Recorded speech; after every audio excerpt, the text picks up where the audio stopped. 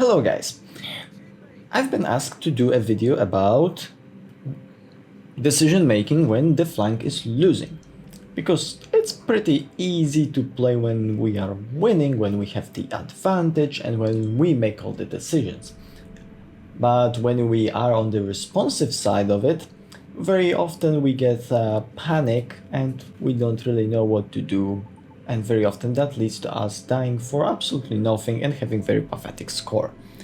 Also, very often that loses us the game. So in this video I'm gonna talk about what to do in the losing flank to make an impact on the game and maybe turn it around. Okay, but before we go into decision making process, let's quickly talk about how to tell that we are on the defending losing flank. First, you're gonna be outnumbered, and this divides into two categories. First, we need to take a look at our teammates that are there. This can be done even before the enemies get spotted. So if you have, like, for example, just 3 teammates with you, there's very high chance that there's gonna be more enemies than your allies on that flank, meaning that you're gonna need to be prepared to get yourself into the losing flank strategies. Second call is that your teammates are already starting to retreat, or worse, they do not even come to your flank. And the last 2 bits are that you don't have a support from the guys that went to the middle, if any of them actually went to the middle, so you have absolutely no crossfire on that flank. And the moment enemies spawn, you also need to take a look at what ships they have there, how many of them are there.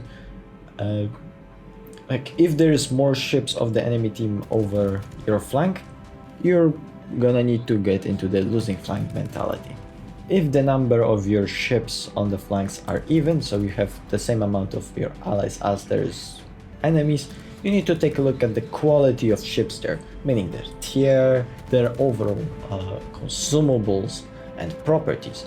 For example, if you have a Jinan on your flank and the enemy's cruiser is the Petropavlovsk, there's a very high chance that the enemy is the one with advantage instead of you, because Petropavlovsk has a radar, has a hydro, has very great AP, and can quite possibly win the 1v1 against Jinan fairly easy.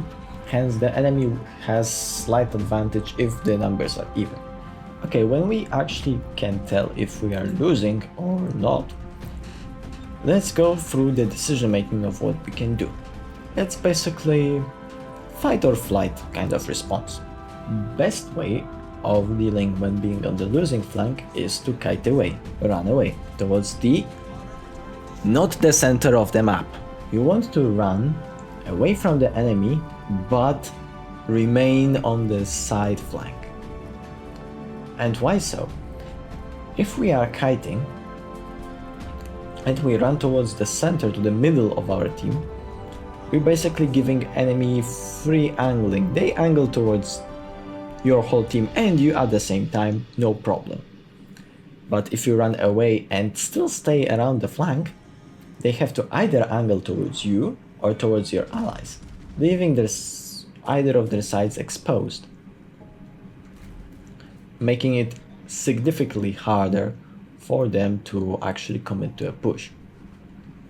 You want to kite when you're playing a cruiser or a destroyer, because most of those have abilities that allow them to do so, like for example Zao, Hindenburg, or Yoshino, or DDs such as Kleber, Shimakaze. They are extremely good at kiting. Or like in this case, Christopher Colombo, because I have a crawling smoke, so I can make a full U-turn without many penalties, since the only way they can actually spot me is if I shoot or if there is a radar.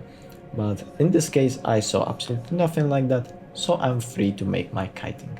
Kiting from a losing flank doesn't actually mean that you cannot ever commit to it again.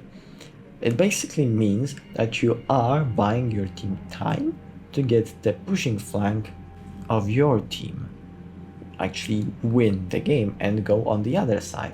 The moment your pushing flank gets to the middle side of the map, you should start thinking about re-engaging when you're kiting. As you can see here, thanks to also help of a cyclone, I managed to make a very aggressive push in after I was losing this flank to win the game back again. It happened because the enemy had to angle towards the allies in the middle, leaving their sides exposed to me.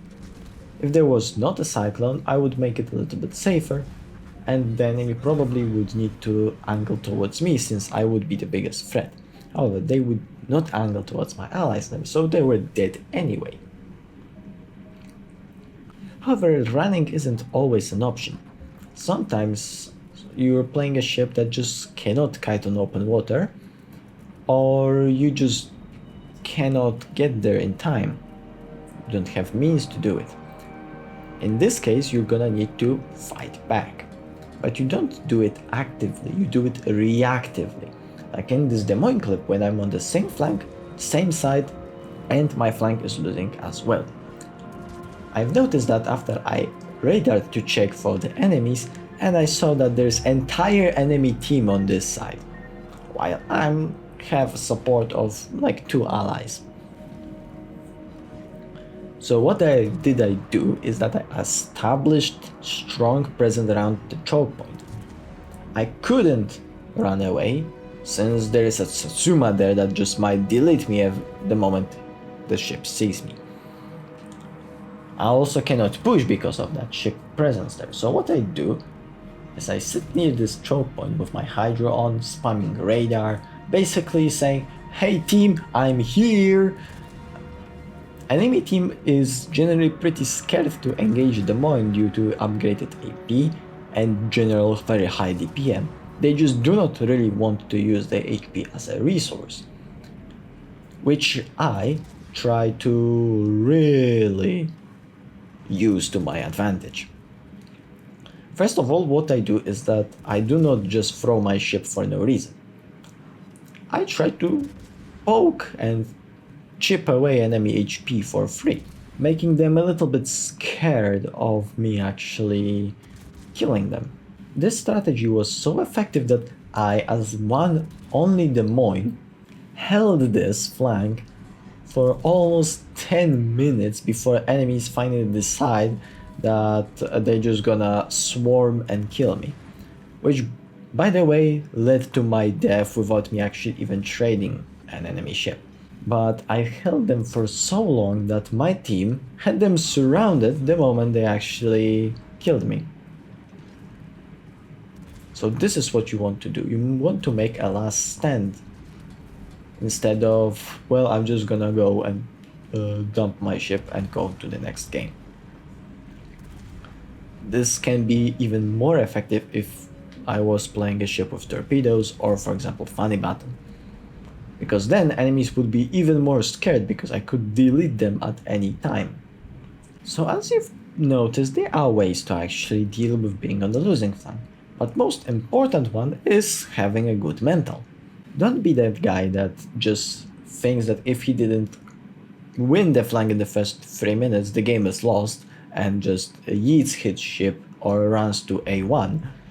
You also don't want to be the guy that just sees very little allies going to their flank and instantly turns 180 and goes to the other. It's fine to be on the losing flank. Actually, very often being on the kiting flank leads to you having much higher score by the end of the game. What you should never do is overcommit, YOLO, and abandon your flank. That's basically it. You're playing a reactive flank, you're not playing the proactive. Let the enemy make the mistakes and just exploit them. So next time you see the signs I showed you at the start, recognize that as an opportunity rather than your loss. Not every single game is winnable, but making the right decisions leads you to having much higher impact, much higher score, and generally enjoying the game much more. So instead of crying like a baby, maybe just try to actually do something. Okay, that would be it. If you guys have any questions or you want me to expand on certain topic, say so in the comments. And if you enjoyed this video, consider liking it and subscribing to my channel for more World of Warships information, tips, and cool place. It's been sent by Silent. See you in another video. Bye.